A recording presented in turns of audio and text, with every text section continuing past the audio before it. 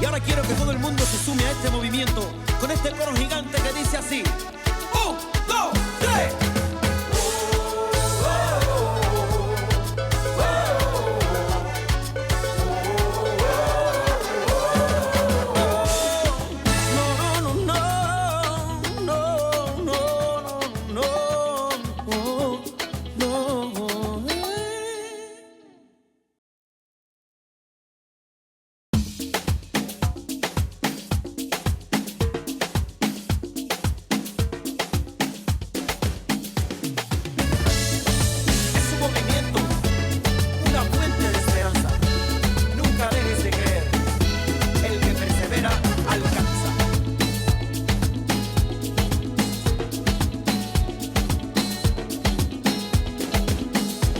Llegado el momento, es el tiempo perfecto para juntos fomentar el buen vivir. Y la meta no es lejana si tenemos la confianza que la fe y la voluntad mueven montañas. Es la hora del cambio, tu energía es tu aliado y la mano que te ayuda a resurgir. Porque en este movimiento la humildad es el secreto y el motor para emprender el porvenir. Movimiento nacional por la esperanza. Toda meta es visible, toda meta se alcanza. Movimiento nacional por la esperanza. El futuro si es posible, no perdamos la confianza.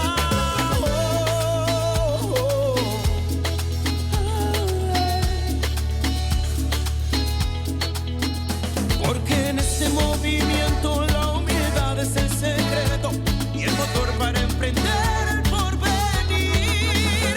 Movimiento nacional por la esperanza. Toda meta es visible, todo se alcanza. Movimiento nacional por la esperanza. El futuro si es posible, no pierdas la confianza. Oye, ese movimiento nacional por la esperanza, donde todo se hace posible, donde todo se alcanza. Sembrando el futuro, haremos historia y a paso seguro, veremos la gloria. Sembrando el futuro, haremos historia. Llegó ese momento, llegó la hora, poquito a poquito todo mejora. Sembrando el futuro, haremos historia. Que la confianza de saber que con fe y esperanza va a suceder. Sembrando el futuro. Y ahora quiero que todo el mundo se sume a este movimiento con este coro gigante que dice así: 1, 2, 3.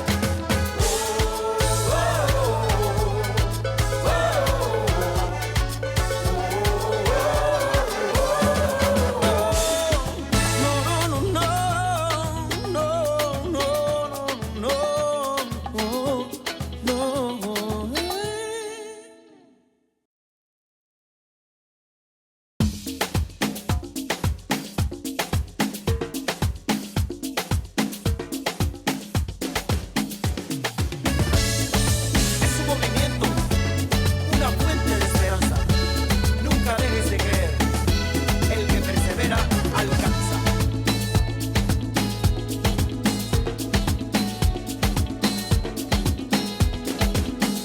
Ha llegado el momento, es el tiempo perfecto para juntos fomentar el buen vivir. Y la meta no es lejana si tenemos la confianza que la fe y la voluntad mueven montañas. Es la hora del cambio, tu energía es tu aliado y la mano que te ayuda a resurgir. Porque en este movimiento la humildad es el secreto y el motor para emprender el porvenir.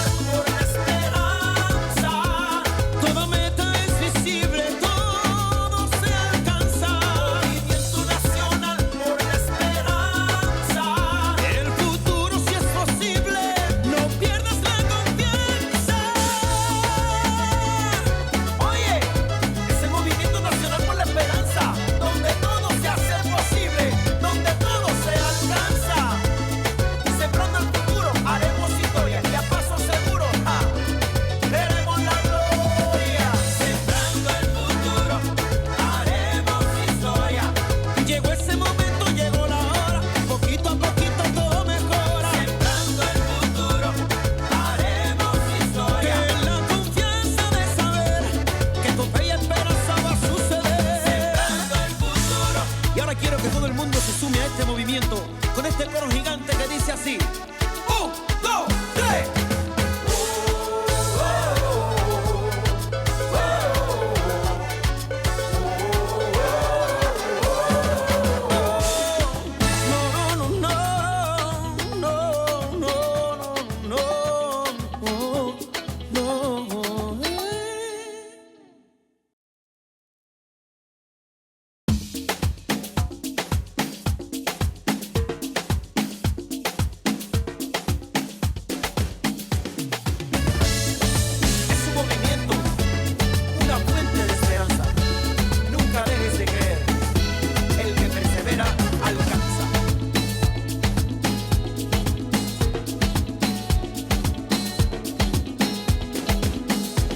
Llegado el momento, es el tiempo perfecto para juntos fomentar el buen vivir. Y la meta no es lejana si tenemos la confianza que la fe y la voluntad mueven montañas. Es la hora del cambio, tu energía es tu aliado y la mano que te ayuda a resurgir. Porque en este movimiento la humildad es el secreto y el motor para emprender el porvenir. Movimiento nacional por la esperanza. Toda meta es visible, toda meta se alcanza. Movimiento nacional por la esperanza. El futuro sí es posible, no perdamos la confianza.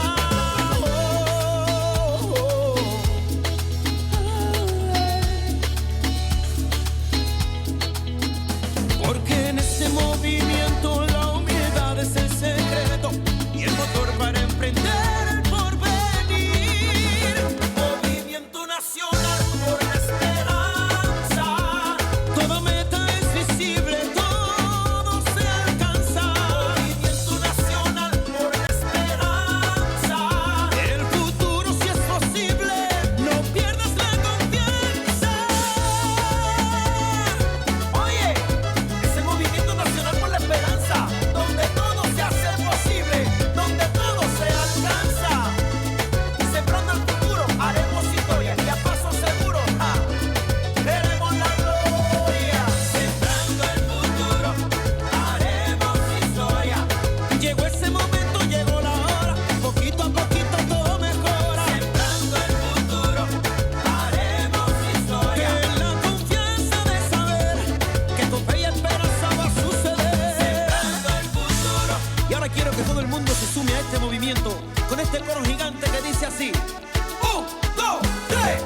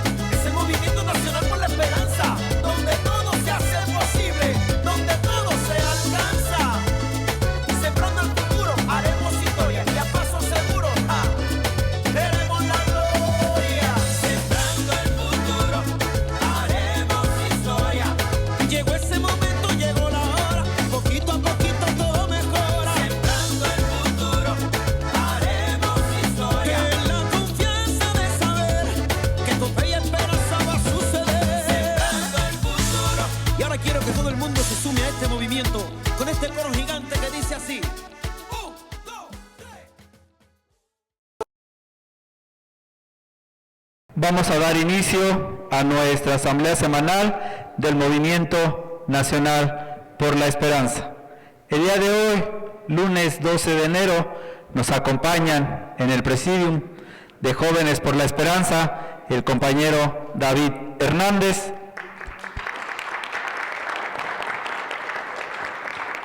también de Jóvenes por la Esperanza el compañero Denzel Carrillo,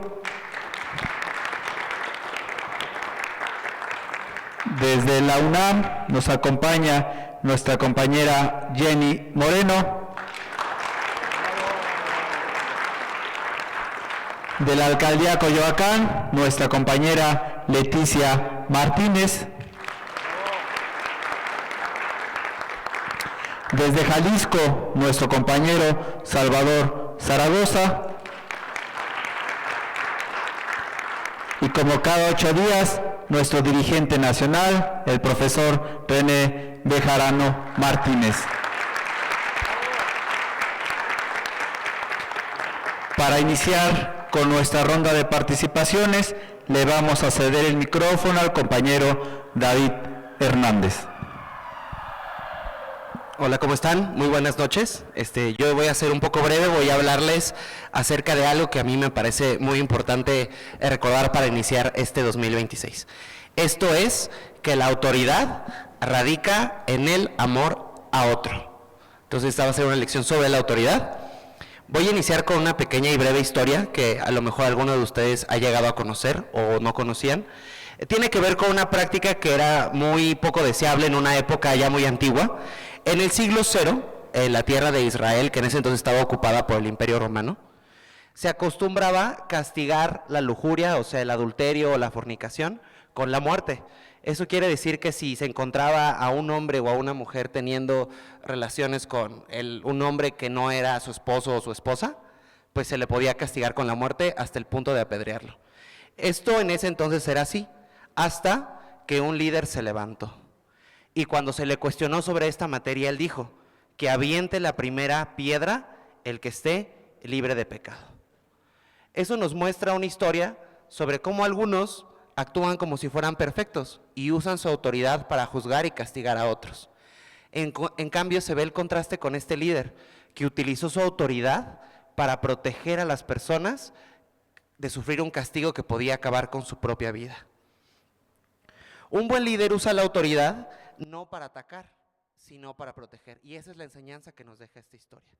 Así en la política hay quienes solo quieren una posición, pero no tienen la capacidad de amar ni de servir a las personas que están a su alrededor.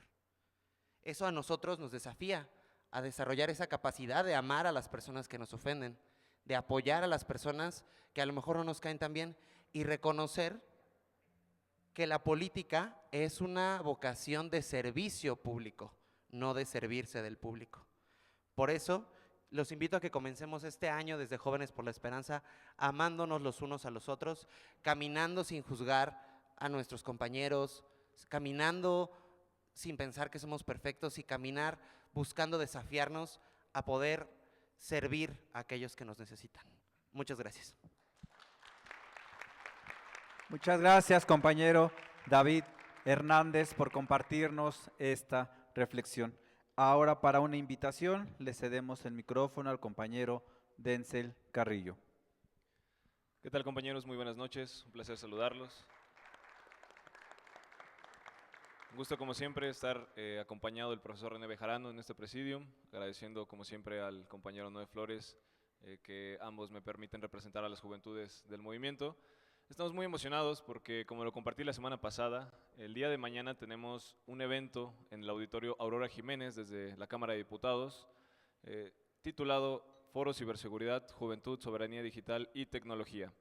Esto es un tema muy importante, no solo para la sociedad, sino incluso para la nación. Estuve realizando varias investigaciones últimamente y descubrí que realmente la situación está muy crítica en el país. El día de mañana nos acompañarán expertos que nos explicarán un poco más a fondo de este tema, no solo a nivel global, sino también nacional, pero también a nivel académico, sociedad y empresarial.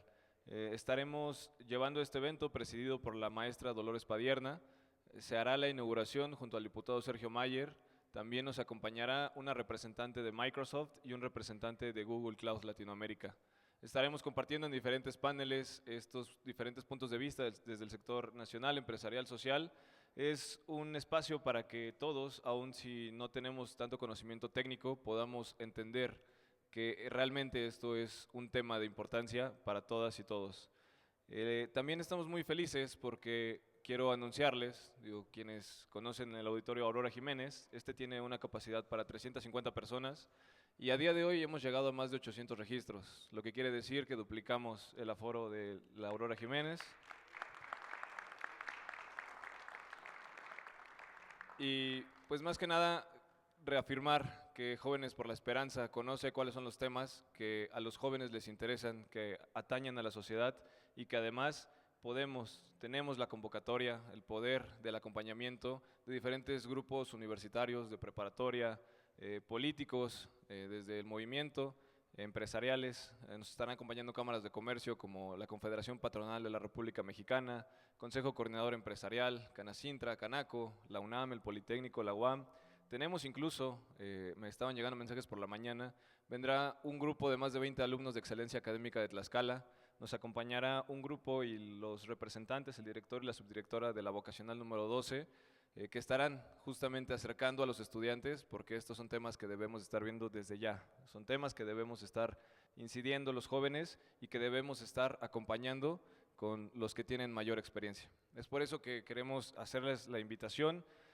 Tendremos, pues aunque algunos espacios reservados para el movimiento, les recomendamos que lleguemos temprano, porque en algún punto, aunque queramos dejar los espacios reservados, la gente comenzará a sentarse, ¿no? Entonces, por favor, la convocatoria es a las 9:30 de la mañana, si podemos estar ahí un poquito antes para, pues igual, aprovechar el networking que podamos hacer. Como les acabo de mencionar, pues estará lleno de expertos, estará lleno de comunidades y la intención, además de hablar de este tema, es que todos podamos conectar. Si te interesa, si tienes algún negocio, emprendimiento o proyecto, pues es el espacio idóneo en donde conoceremos a estas personas que seguramente pueden ir hacia la misma ruta que nosotros estamos buscando.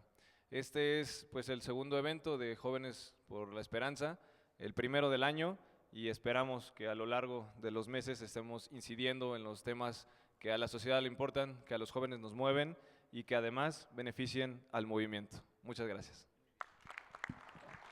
Muchas gracias, compañero Denzel Carrillo, por esta invitación. Para otra invitación, le cedemos el micrófono a nuestra compañera Leticia Martínez. Muy buenas noches a todos y a todas, a las personas que nos ven en las redes y a todos los que estamos aquí presentes. La invitación, las voy a poner un poco en antecedentes, es sobre un evento que vamos a tener, un conversatorio con ponentes muy importantes sobre la economía social y solidaria. Hace un año estuvimos en Colombia en el Foro Mundial Social y representando al Movimiento Nacional por la Esperanza, soy cooperativista, soy Leticia Martínez Ochoa y soy cooperativista de 20 años y tuvimos coincidencias con movimientos sociales de 40 países y de ahí surgió y conocimos a Claudia Álvarez, que es una amiga y una persona pues con un trabajo y una trayectoria importante y nos invitó a ser parte de la Universidad del Buen Vivir, que está la sede en Argentina, y ahí mismo empezamos a hacer pues enlaces y formamos un comité de 40 países. Entonces hemos venido trabajando arduamente, pues motivados más que nada por el concepto del buen vivir y por la economía social y solidaria, donde en esta universidad hace unas 3 semanas tuvimos un evento híbrido aquí en México, en nuestro país, en Coyoacán, en las oficinas del MNE, donde estuvieron algunos compañeros de aquí del movimiento y muchas organizaciones de este comité de diferentes países de 4 continentes. Se hizo pues el evento y el día lunes 15 de enero a las 10 de la mañana tendremos una como reinauguración internacional donde van a estar pues ponentes muy importantes sobre estos temas de varios países. de África, del gobierno de África, dentro de la economía social, también de Colombia, el coordinador de economía social, de Argentina, se llama Rubén Daza, está organizando el Foro Mundial Social que será en el 27, ahí en Argentina, y pues le hicimos la invitación al profesor René Bejarano, que si nos apoyaba y si nos compartía pues todo su conocimiento sobre el concepto del buen vivir, que es lo que hacemos aquí en el Movimiento Nacional por la Esperanza, que siempre estamos pues viviendo, haciendo y construyendo el bienestar en todo el país, encabezado este Movimiento Nacional por la Esperanza, por el profesor René Bejarano, y el concepto pues es la mayoría de los trabajos y las acciones que hacen el buen vivir. Y pues con todos los movimientos sociales, el profesor Bejarano aceptó la invitación y pues ojalá y se puedan conectar. Quien guste anotar mi número, porque algunos no están en todos los grupos, es el 56 10 52 72 45 para yo hacerles llegar la liga, que va a ser ya este miércoles 15 de enero a las 10 de la mañana. Ojalá y nos puedan acompañar.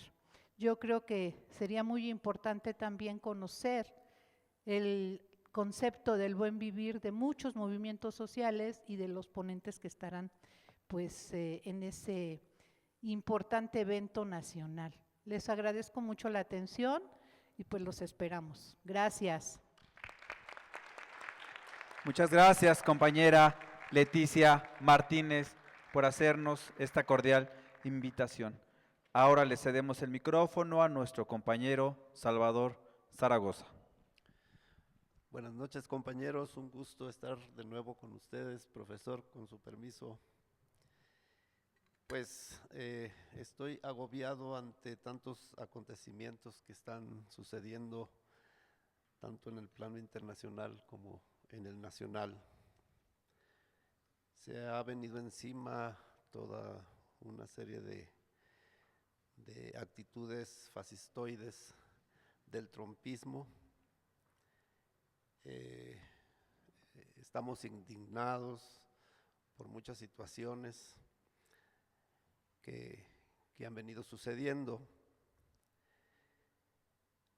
El día 11 de agosto del 2025 hablé acerca de Irán y puse el contexto histórico de por qué estaba sucediendo lo que estaba sucediendo, por qué Estados Unidos e Israel lo atacaban.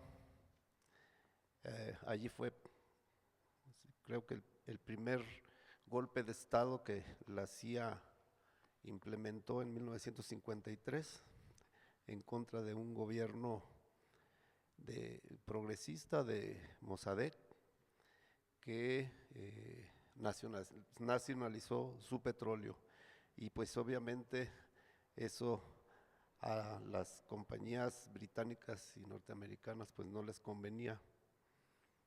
Por eso se explica que ahora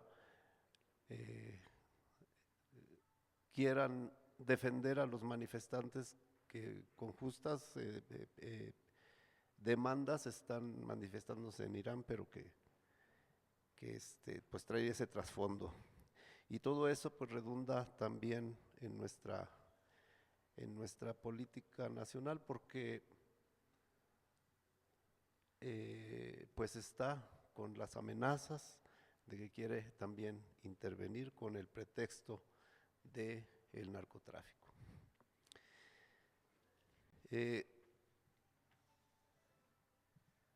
Nosotros pues debemos seguir apoyando al gobierno de nuestra presidenta. Nosotros, nuestra política exterior, que se ha rescatado porque los gobiernos neoliberales pues ya la habían casi olvidado, de la doctrina Estrada, de la solución pacífica de los conflictos, de la no intervención y la libre determinación de los pueblos. Hay una guerra mediática en contra de los países que no se alinean a Estados Unidos, Esta guerra mediática pues tiene mucho más, se está acentuando en Venezuela y pues también aquí en México con nuestro gobierno de la doctora Sheinbaum. La guerra mediática contra Venezuela y su gobierno muestra solo las adversidades económicas del presente, sin contar la guerra económica de la derecha, las sanciones impuestas por el imperio y los cambios en el precio del petróleo. Antes de la llegada del chavismo, Venezuela se sumía en el analfabetismo, la pobreza y el hambre. Millones de venezolanos ni siquiera tenían sus documentos básicos. Los medios de manipulación de masas en que se han convertido los medios de comunicación, representantes del poder económico transnacional de Occidente, no cuentan cómo vivía la población venezolana antes de la Revolución Bolivariana, que vino a poner los recursos naturales antes en manos de una minoría rapaz y corrupta para beneficio de los olvidados por el capitalismo rentista venezolano. Muchos jóvenes venezolanos no recuerdan cómo se vivía antes del chavismo, tras casi 2 décadas de revolución bolivariana. Por eso la campaña mediática es dirigida a ellos y les venden la idea de un pasado ideal sin privaciones económicas ni racionamientos. Y no solamente allá, aquí en México, en el canal Milenio de televisión, durante los noticieros, mienten descaradamente con un supuesto reportaje periodístico de cómo era la vida en el millonario de Latinoamérica, como era llamado Venezuela en aquellos años, que así supuestamente era Venezuela. La realidad es que en aquel tiempo solo un pequeño privilegiado sector de la población vivía en la opulencia, mientras la mayoría de la población vivían comiendo alimento, la purina, que como sabemos es para perros. Los medios opositores eran víctimas de censuras, atentados y detenciones, y también eran comunes las denuncias de represión y tortura para los opositores durante los años de la llamada Cuarta República. La CIA operaba a través de la extinta Dirección de los Servicios de Inteligencia y Prevención, dirigiendo torturas. Aquellas graves violaciones de los derechos humanos nunca los denunció la OEA, ni tampoco Estados Unidos como ahora. En lo económico, la gran deuda externa y la aplicación de las recetas impuestas por el Fondo Monetario Internacional llevaron en 1989 al encarecimiento de los bienes y servicios y la bajada de los salarios. Esto provocó que el pueblo no pudiera acceder a los pocos productos básicos que llegaban al país. Entonces la gente salió a la calle a manifestarse, siendo reprimidas por el gobierno de Carlos Andrés Pérez, con un saldo de más de 3.500 muertos, lo que fue llamado como el Caracazo. 55.6% de los venezolanos eran pobres en 1997. Durante el gobierno de Rafael Caldera, de acuerdo con las cifras del Instituto Nacional de Estadística de Venezuela, de ellos el 25.5% vivía en situación de pobreza extrema. En 1998 había 18 médicos por cada 100,000 habitantes en Venezuela y una salud de calidad era un lujo. Y la inversión social con respecto al Producto Interno Bruto era de un 11.3%. En 1999 solo podían acceder a la educación superior unos 700,000 jóvenes. Venezuela tenía más de 1,5 millones de analfabetos. Tener una casa propia y digna era un lujo, solo de la clase media y la clase media alta. Chávez logró que en 1999 a 2010 los niveles de pobreza se redujeran en un 25,6%, al pasar de 49,4% al 27,8%. Y la extrema pobreza se redujo al 10,7% en materia de salud.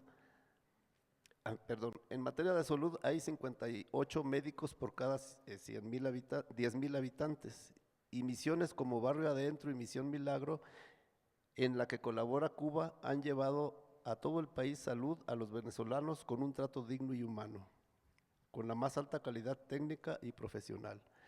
La UNESCO declaró a Venezuela como un territorio libre del analfabetismo en el 2005. Reconoció el papel de la primera misión educativa del país, la Misión Robinson. La matrícula de la educación superior ascendió en más de 2 millones de estudiantes. A pesar de las marcadas diferencias entre el gobierno de Chávez y los gobiernos de Maduro, se ha logrado, a pesar de todo, superar el bloqueo criminal y se han hecho grandes avances en materia económica y social. Por todo esto, la oligarquía vendepatrias y el trumpismo buscan tomar el control del país y apoderarse de sus inmensos recursos naturales. En lo local, en mi estado, pues hay un movimiento por el aumento que quiere hacer el gobierno emesista del por sí ya caro, porque es el transporte colectivo en la zona metropolitana de Guadalajara. Es malo, caro y peligroso. Parece ser que la Ciudad de México es la única excepción en ese problema del transporte. Allá es muy pues caro y todavía lo quieren subir a 14 pesos. Esto ha causado una movilización intensa de la población allá en Jalisco, y pues también Morena se puso las pilas y también ya está movilizándose porque pues estaba muy desdibujado allá el movimiento de la izquierda, pero parece ser que pues ya ahí se están manifestando. Ha habido represión también, pero pues todas las organizaciones de jóvenes, de estudiantes, de trabajadores se están organizando para pues echar a andar esa pretensión, atrás esa pretensión del aumento al transporte colectivo en la ciudad de Guadalajara. Pues bien, es cuanto, compañeros, muchas gracias. Muchas gracias, compañero Salvador Zaragoza, por compartirnos esta reflexión. El pasado 10 de enero se realizó la primera Asamblea Estatal del año 2026 del Movimiento Nacional por la Esperanza en el estado de Morelos. Agradecerle aquí al presidente municipal, Eder Alonso, por las facilidades prestadas, pero sobre todo a don Agustín Alonso por ser el anfitrión y sede en el municipio de Yautepec, y a los compañeros coordinadores estatales de Morelos, a Patricia Torres, a Juanita Ocampo, a Carlos Caltenco, a don Agustín Alonso, por poder llevar a cabo esta asamblea en donde nuestro dirigente nacional estuvo presente, y basta decir que estuvo muy nutrida esta primera asamblea del 2026 en el estado de Morelos. Ahora, para temas internacionales, le cedemos el micrófono a nuestra compañera Jenny Moreno. Muchas gracias, Miguel. Buenas noches, compañeros, profesor. Es un gusto poder compartirles el día de hoy dentro de los temas internacionales, también ustedes, compañeros de las redes sociales que siempre nos acompañan. Seguir con lo que platicamos el lunes pasado, que sin duda alguna enfocó nuestra atención con el tema de Venezuela y la intervención de Estados Unidos. En estos últimos días salieron noticias muy importantes al respecto, y la primera que quiero compartir con todos ustedes, compañeros, es esta clarificación sobre el cártel de los soles. Recordemos que, bueno, se había hecho mención de que el presidente Maduro estaba totalmente involucrado dentro de este cártel. Y bueno, lo que resulta bastante interesante es que en los últimos días el proceso judicial estadounidense contra Nicolás Maduro, a través del Departamento de Justicia, eliminó las referencias directas a dicho cártel, como una organización real y formal en la nueva acusación. Es decir, que reemplazó lo que ya habían dicho por referencias ahora llamadas como un sistema de clientelismo en Venezuela y con otros términos que ya nada tienen que ver con lo que habían dicho en un principio. Así que, en otras palabras, compañeros, no se comprobó la existencia de un cártel estructurado, tal como lo habían mencionado en repetidas ocasiones, aunque Estados Unidos lo había designado como una organización terrorista incluso en 2025, es decir, hace unos meses, el año pasado. Así que el Cártel de los Soles no ha sido judicialmente probado como entidad criminal estructurada, además liderada por Maduro, y más bien el término se empleó históricamente, a esta conclusión llego, como una metáfora de corrupción entre oficiales venezolanos. Las autoridades estadounidenses modificaron la acusación, como ya les comenté, para enfocarse en un sistema criminal de Estado sin depender de la existencia institucional de dicho cártel. La operación de captura en sí ha planteado serias preguntas, es decir, la captura de Maduro hace unos días. Las preguntas sobre la legitimidad del uso de la fuerza, obligando así a reconsiderar normas del derecho internacional y de la diplomacia, como ya lo hemos venido platicando. Este evento, sin duda alguna, ha intensificado la discusión global sobre cómo abordar estos regímenes acusados de corrupción y delitos graves, equilibrando la lucha contra el crimen con la protección de soberanías y de derechos humanos. Es decir, compañeros y compañeras, que aunque no estemos de acuerdo, aunque haya gente que quiera estar de un lado y haya otros que queremos estar del otro, aquí, más allá de eso, es que encontremos un equilibrio. Es decir, hago énfasis en esta parte en donde la lucha contra el crimen, si es que existe, claro que debe de tener una solución, pero no por eso se tiene que pasar por la soberanía, es decir, encima de la soberanía y encima del derecho humano. El derecho internacional se tiene que respetar, sí o sí. Así que tenemos que llegar al punto de saber qué exige ahora Estados Unidos, ya sabiendo lo que está pasando, y esto nos da claridad al respecto y nos lleva al punto que yo quiero que todos tengamos en la mente, que es que el presidente Trump ha utilizado esta operación, insisto, cada quien tome el camino que desee, pero lo que es un hecho es que esta operación está sirviendo para que Estados Unidos presione a Venezuela para alejarse de China y de Rusia, intentando reconfigurar alianzas energéticas y estratégicas en el hemisferio. Eso no está a discusión.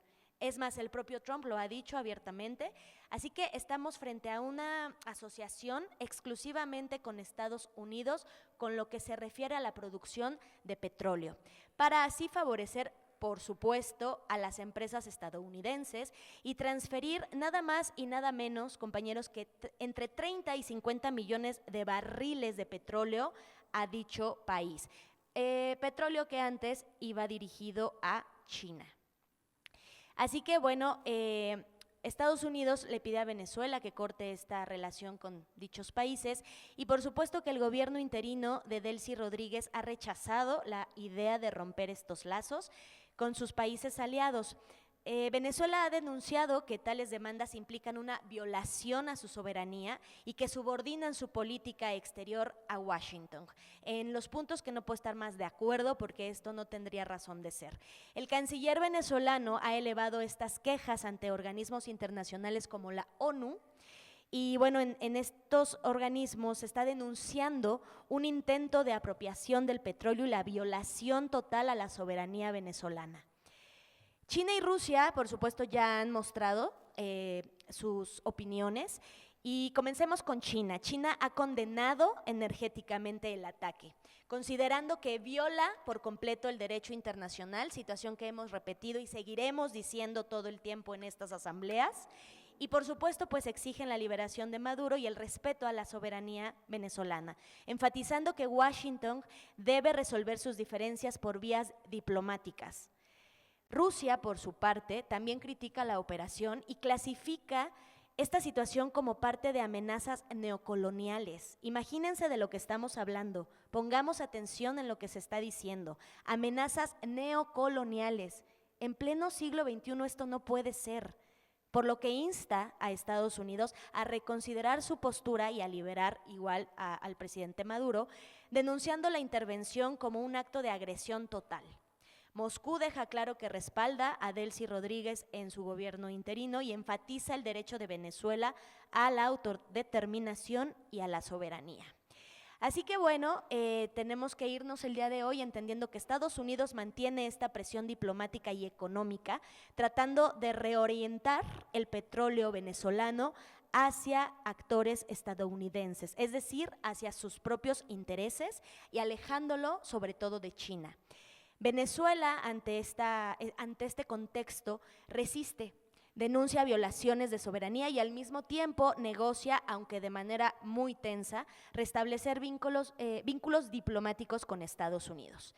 Rusia refuerza su alianza política con Venezuela y también explora vías diplomáticas más amplias con Washington. Esto es importante también tenerlo claro, compañeros y compañeras, porque parece que está buscando negociaciones paralelas para hablar de otros temas como el conflicto en Ucrania. China, por su parte, condena la intervención, como ya lo hemos mencionado, y busca proteger sus intereses económicos y políticos a como dé lugar, dejando claro que apoya y seguirá apoyando su comercio con Venezuela. Esto nos lleva a un análisis que viene muy al caso en temas políticos e internacionales sobre qué está pasando con todos estos movimientos con respecto a las izquierdas y derechas en nuestro continente. Esto que estamos comentando, compañeros, tiene un peso importantísimo en todo lo que a nosotros conviene. La situación de la izquierda es la siguiente y en resumen es este punto. Para las izquierdas latinoamericanas, el caso venezolano ha reabierto un dilema muy incómodo.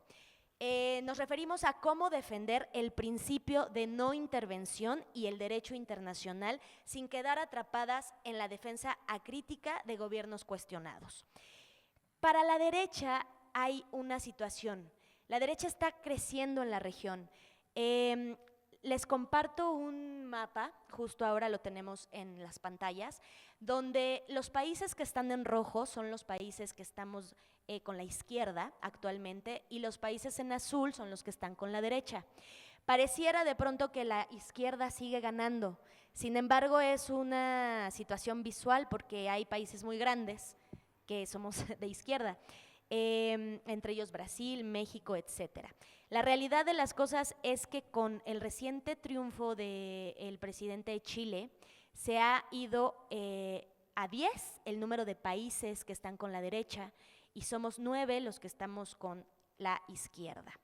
Así que, como les comento, la derecha está creciendo y bueno, pues busca consolidarse durante todo este 2026 con las próximas elecciones que vienen de presidentes en Costa Rica, en Perú, en Colombia, en Haití y en Brasil.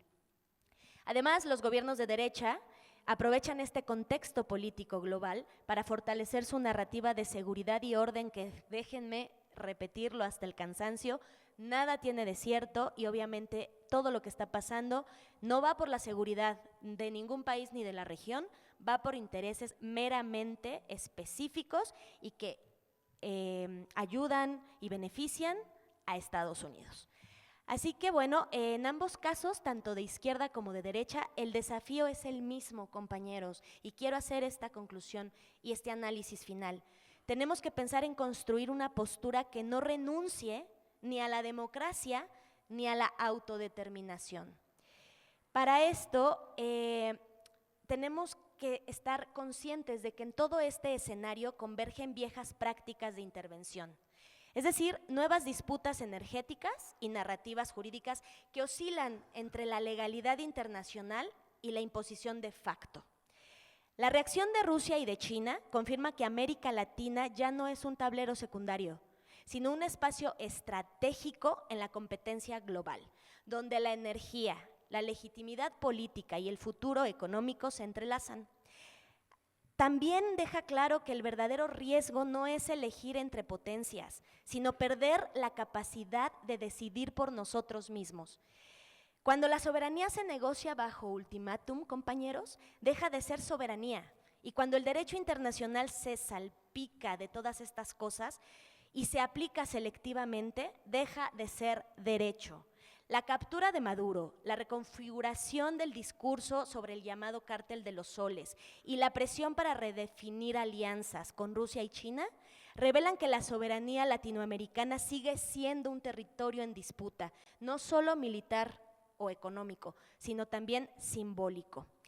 Es por eso, compañeros, que más allá de gobiernos, de ideologías y de coyunturas, este momento exige una reflexión mucho más profunda. La defensa de la soberanía no es un gesto retórico, sino una condición mínima para la dignidad política de los pueblos. América Latina no puede seguir siendo el laboratorio donde se ensayan excepciones jurídicas, ni el territorio donde la fuerza sustituye al consenso.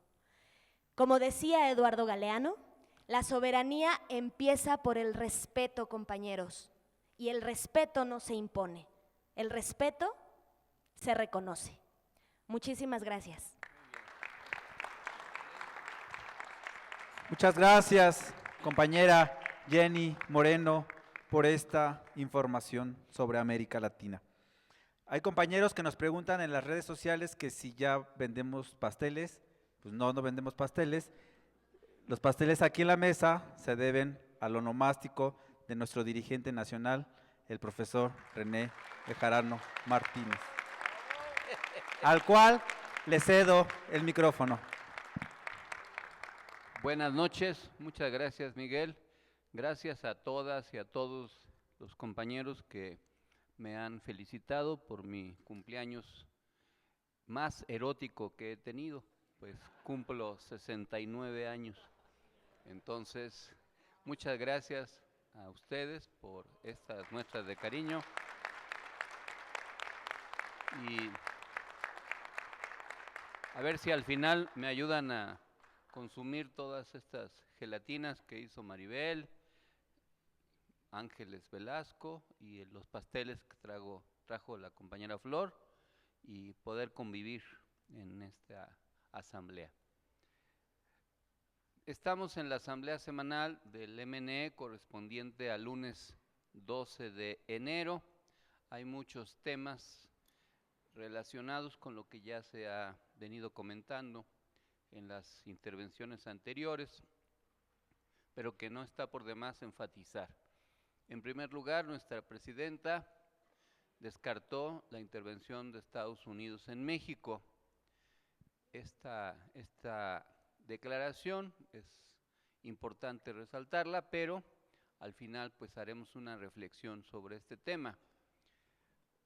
Este riesgo de intervención con el pretexto de combatir a los cárteles se ha venido difundiendo por las declaraciones que ha hecho tanto el secretario de Estado, Marco Rubio, como el propio presidente Trump.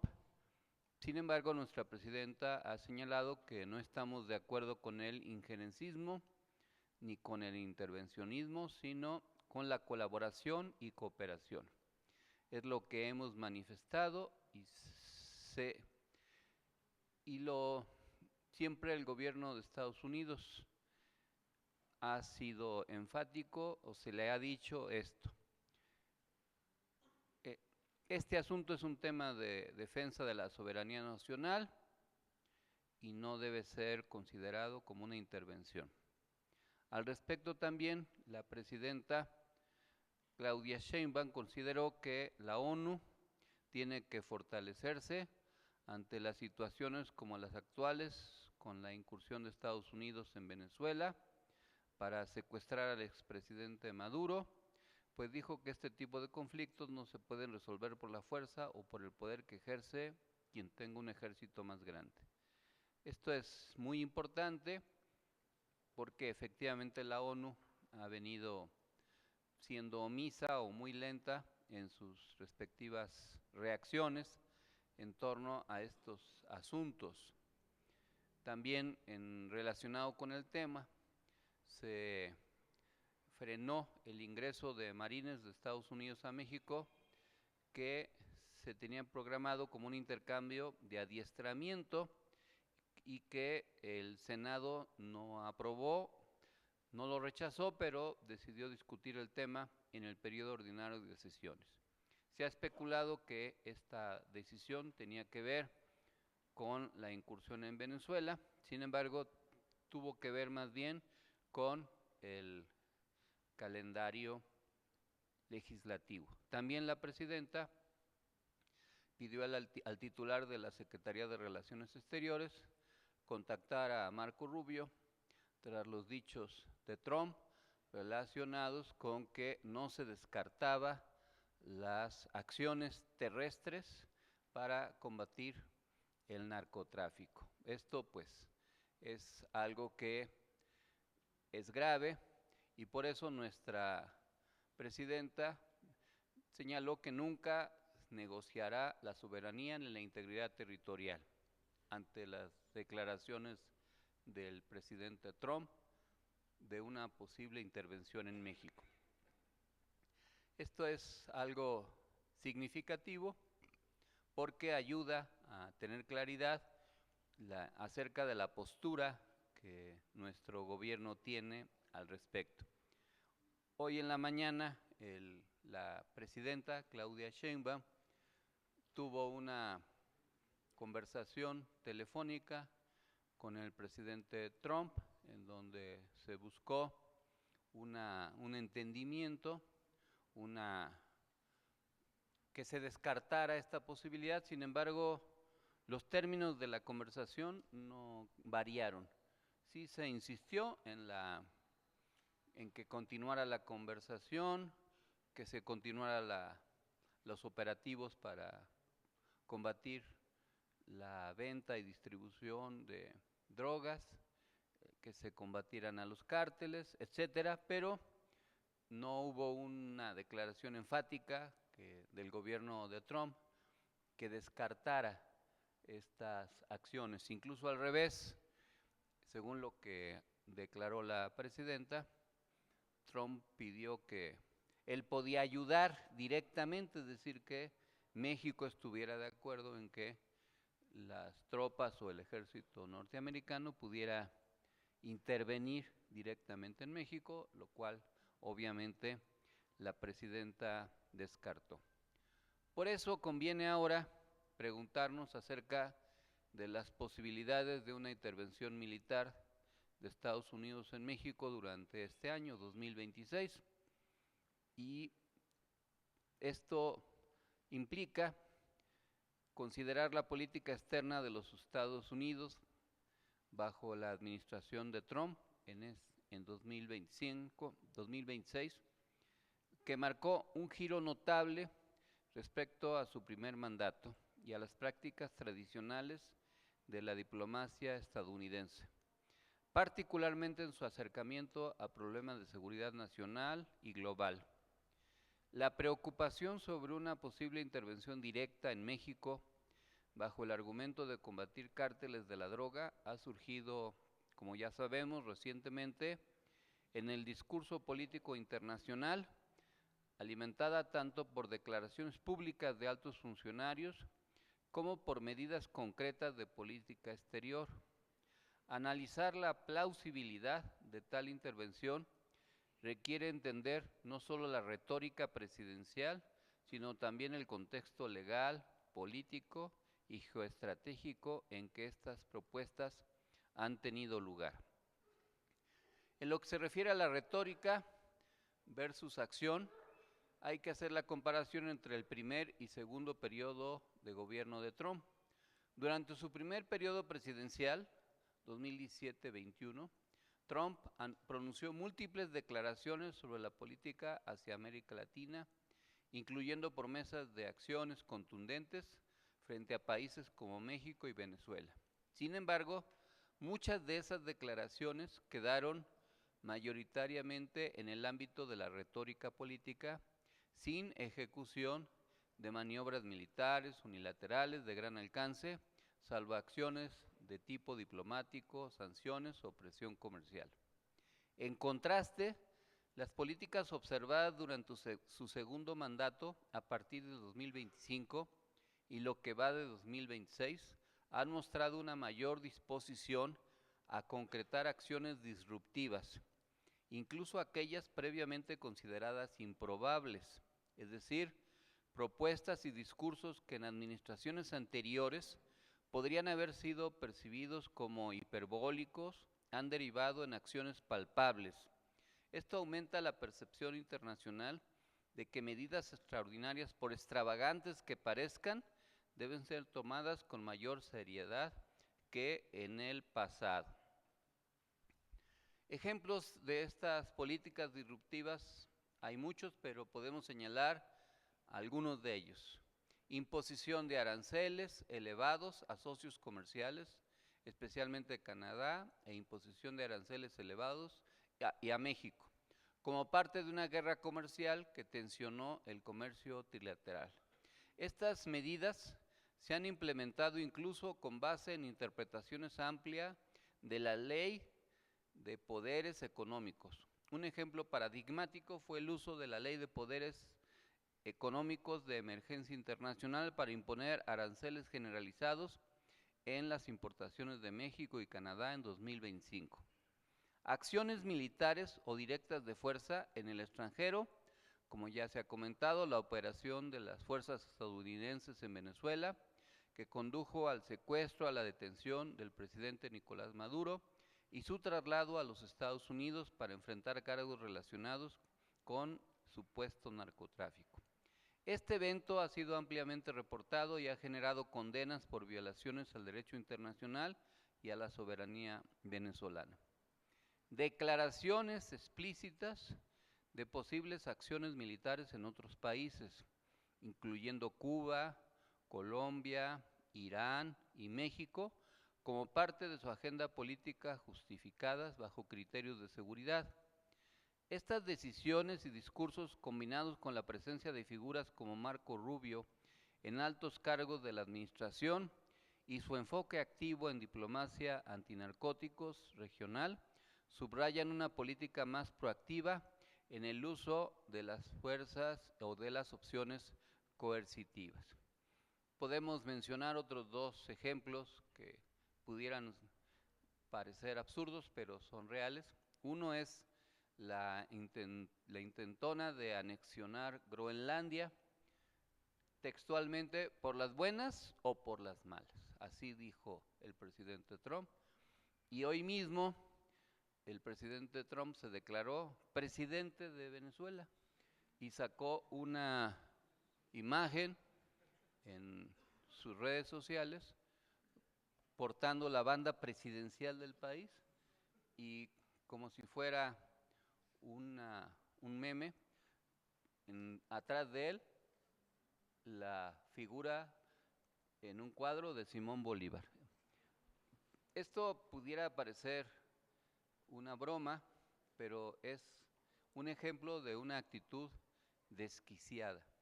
Y por eso nosotros no podemos dejar de analizar con cierta frialdad este asunto.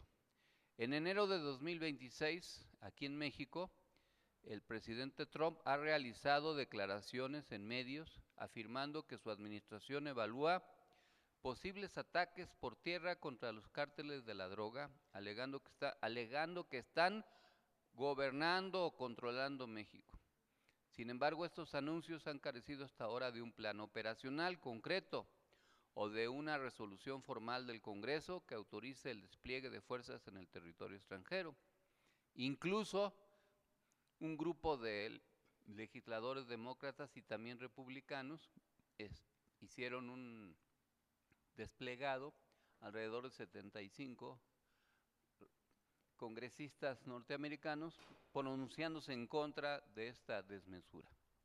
México, por su parte, ha reiterado de manera categórica su rechazo a una intervención militar extranjera y ha apelado al principio constitucional de soberanía e independencia. La presidenta de México ha enfatizado que la cooperación en materia de seguridad debe basarse en el respeto mutuo y en mecanismos legales multilaterales. Además, analistas y funcionarios mexicanos han señalado que mientras exista una cooperación estrecha con los Estados Unidos en materia de extradiciones, seguridad fronteriza y combate a delitos transnacionales, la probabilidad de una invasión convencional es baja. No obstante, las amenazas persistentes y la presión diplomática para incrementar la participación mexicana en operaciones conjuntas no puede descartarse completamente. Tenemos que considerar el marco legal y las implicaciones del derecho internacional. Es obvio que desde la perspectiva del derecho internacional, cualquier intervención militar en el territorio de un Estado soberano, sin su consentimiento, expresa violación de la Carta de las Naciones Unidas y los principios de no intervención. La historia reciente ya recoge críticas de la comunidad internacional por la operación en Venezuela, calificada como violación del derecho internacional y objeto de condenas en foros multilaterales. La doctrina de autodefensa colectiva o de acción conjunta contra grupos criminales transnacionales no ha sido invocada de manera legalmente vinculante como justificación para una intervención militar en México. Cualquier intento de reinterpretar estos principios requeriría no solo declaraciones presidenciales, sino un marco jurídico multilateral o apoyo explícito del Consejo de Seguridad de la ONU, lo cual es altamente improbable dada la oposición global a intervenciones unilaterales. Pero también ya hemos visto cómo el gobierno de Trump viola recurrentemente resoluciones de la ONU y viola diversas disposiciones legales de carácter internacional y no podemos descartar que lo siga haciendo. Este asunto tiene que ver con la relación bilateral de México-Estados Unidos, que se encuentra enmarcada además por el tratado entre México, Estados Unidos y Canadá, que establece normas amplias sobre comercio, inversión y mecanismos de solución de controversias. Amenazas de sanciones económicas, imposición de aranceles o coacciones políticas pueden influir en dichas negociaciones y en la dinámica de cooperación, pues México dependerá del acceso al mercado norteamericano para sectores claves como el automotriz. Informes recientes sugieren que la política estadounidense ha utilizado cuestiones de seguridad, especialmente en materia de fentanilo y narcotráfico, como ficha de negociación para obtener concesiones adicionales de México en el marco del Tratado México, Estados Unidos y Canadá y otras áreas económicas. Esto implica que incluso sin una intervención militar directa, la presión política y económica puede intensificarse en los marcos comerciales existentes. Ante todo esto, además, hay una narrativa de desinformación y percepción pública, pues hay un factor adicional a considerar, que es la capacidad del gobierno estadounidense para desarrollar narrativas falaces o simplificadas en medios de comunicación y redes sociales, con el fin de legitimar acciones políticas internas o externas. Este fenómeno no es exclusivo de la administración Trump, pero las recientes controversias, como debates sobre etiquetados de grupos criminales o mal atribuciones de responsabilidad en eventos domésticos, reflejan cómo pueden construirse marcos discursivos que favorezcan a agendas coercitivas. En conclusión inicial, tomando en cuenta las experiencias históricas y recientes de la política exterior estadounidense bajo el gobierno de Trump, las declaraciones públicas actuales sobre acciones militares contra cárteles y otros países, la reacción del gobierno mexicano y la comunidad internacional, los marcos legales internos y del derecho internacional, las implicaciones económicas en el contexto del TMC, del TMEC, la probabilidad de una intervención directa por ahora, durante 2026, aunque no puede descartarse por completo dado los comportamientos recientes de la administración estadounidense, sigue siendo baja dentro del marco del derecho internacional y de las relaciones bilaterales actuales. Más plausiblemente, continuarán presiones diplomáticas, económicas y de seguridad para hacer que México asuma mayores compromisos cooperativos sin cruzar la línea de una invasión. En cualquier caso, el fenómeno subraya la importancia de reforzar mecanismos multilaterales, el diálogo constructivo y la vigilancia sobre discursos políticos que pueden ser utilizados para justificar acciones que pongan en riesgo la soberanía de estados independientes. Ahora bien, puede haber acciones diversas que no necesariamente sean las tradicionales de un desembarco o de unos contingentes cruzando la frontera con tanques o aviones que aterricen en nuestro territorio. Hay muchas maneras ahora de violar la soberanía y de ejercer presión. Por ejemplo, para presionar a México y a Cuba, el gobierno de Estados Unidos puede secuestrar buques que lleven petróleo a Cuba, como lo ha hecho en otros casos, y que eso tenga como efecto, por un lado, que Cuba deje de tener el petróleo mexicano en el marco del petróleo que va a dejar de tener por parte de Venezuela y que puede agudizar la situación interna en la isla. Pero también, ¿qué va a hacer México en caso de que el gobierno de Estados Unidos secuestre o detenga o incaute o decomise un barco con bandera mexicana con petróleo? Eso obviamente no podría quedar ya en una declaración, ya no sería algo como hasta ahora se ha mantenido. Esta es una posibilidad que no se puede descartar porque además pues siguen queriendo llamar al Golfo de México Golfo de América. Hoy mismo un representante de la petrolera Repsol así se refirió al Golfo de México como Golfo de América. Otra manera es que con los adelantos tecnológicos que hay, se pudieran bombardear algunas regiones con drones sin que hubiera necesidad de que aviones tripulados sobrevolaran regiones del país. Esa es otra posibilidad. En el pasado, agentes de la DEA han intervenido, o de la CIA han intervenido en diversos países. Por ejemplo, la detención del Mayo Zambada y su traslado a Estados Unidos fue, según trascendió, pactada con un piloto de nacionalidad norteamericana y además, pues es obvio que el gobierno norteamericano estaba involucrado porque ya lo estaban esperando en el aeropuerto en donde aterrizó. Eso es evidente que había una negociación de agentes norteamericanos con el grupo del Chapo Guzmán, sus hijos, para entregar al Mayo Zambada. Pero pues pueden hacer otro tipo de acciones similares. Se han reactivado las acciones de espionaje.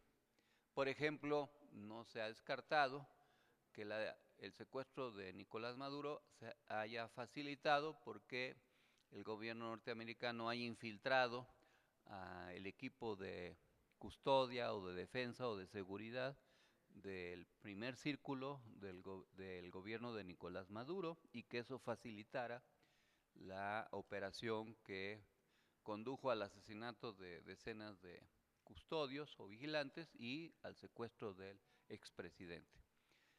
Y una tensión de ese tipo, pues es evidente que también lleva como objetivo posicionar las negociaciones del Tratado de Libre Comercio. Puede modificar los términos de la negociación. Y puede haber otras acciones más fuertes o más intrépidas. Ya vimos que el propio gobierno norteamericano justifica los asesinatos incluso de sus ciudadanos, como fue el caso de Minneapolis, en donde una madre de familia que bloqueaba parcialmente la circulación de los vehículos del ICE fue asesinada por un policía, un guardia, y acusaron a la ciudadana norteamericana de terrorismo doméstico y mantienen en la impunidad a ese vigilante, ese guardia, ese personaje. Puede haber también más presión en ese ámbito y todo eso pues puede tensionar más la relación México-Estados Unidos. No podemos descartarlo, sin caer en amarillismo y en exageraciones de que ya los gringos están aquí a la vuelta de la esquina, etcétera, pero también la geopolítica adquiere muchas modalidades y pueden estarse fraguando acciones de diverso tipo. No puede descartarse también que sectores conservadores que no han tenido manera de crecer en México estén planeando ese tipo de acciones también, porque siempre ha habido en su ideología la intención de que su empoderamiento pueda ser inducido por la intervención extranjera. Así como en la época de Juárez, sectores conservadores acudieron a Europa a pedir que nos gobernara un emperador austriaco, pues ahora hemos visto, no sin asombro, porque ya sabemos que así son, que algunos sectores de la derecha están incluso hasta induciendo que el gobierno norteamericano intervenga en México. Es obvio que eso es traición a la patria, pero poco les importa. Sin embargo, en México sí tiene que haber un discurso al respecto. Por otro lado, en ese contexto, la posición tiene que ser de unidad nacional. No puede ser la reacción solamente de Morena o los partidos aliados a Morena, sino se tiene que convocar a todo el país. Es evidente que una acción de ese tipo sí puede unificar al país más, pero también los dirigentes de las fuerzas políticas en México tienen que ser capaces de convocar no solo a las estructuras partidistas, como se ha venido haciendo, a los núcleos organizados de Morena o de los partidos aliados, sino a la ciudadanía en su conjunto. Es decir, tiene que llamarse a defender a México por todas y todos los mexicanos. Hay una manera también de revertir toda esta situación adversa, y que consiste en que las mexicanas y mexicanos que vivimos en México hablemos con nuestros familiares, conocidos o amigos que viven en Estados Unidos. Si yo les pregunto ahorita, ¿cuántos de los aquí presentes tienen amigos, conocidos o familiares que vivan en Estados Unidos? Yo podría ver muchas manos levantadas. A ver, levanten la mano, ¿quiénes aquí tienen amigos, conocidos o familiares que vivan en Estados Unidos? ¿Ya ven? ¿Qué podemos hacer? Pues convencerlos de que en las elecciones de noviembre no le den ni un voto a los republicanos.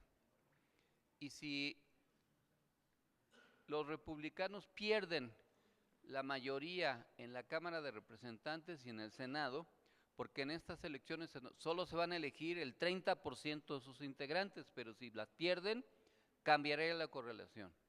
¿Y qué se podría pedir? Que el propio Trump sabe que es posible. El juicio político contra Trump y su destitución.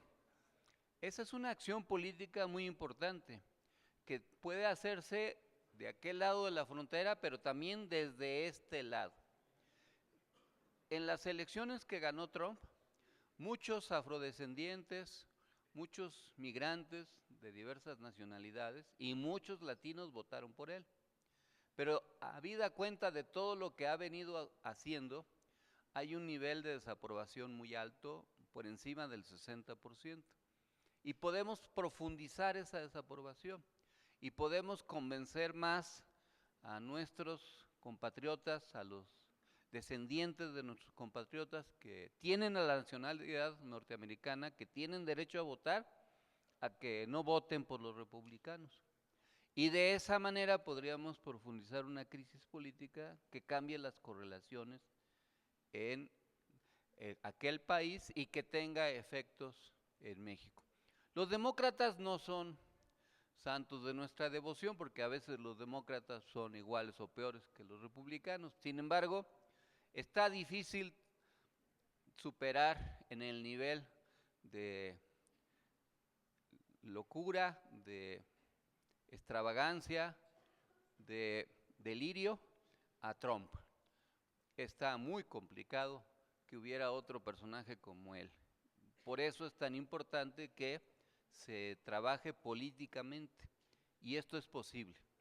Hacer campaña en México en contra de la intervención extranjera norteamericana implica también convencer a los descendientes, a los migrantes, a los hijos de mexicanos que en Estados Unidos se movilicen, protesten, pero además vayan a votar y no le den ni un voto a los republicanos para que se destituya a Trump y con ello se puedan corregir muchas de las barbaridades que viene cometiendo. ¿Cómo la ven? ¿Les parece correcto? Pues adelante.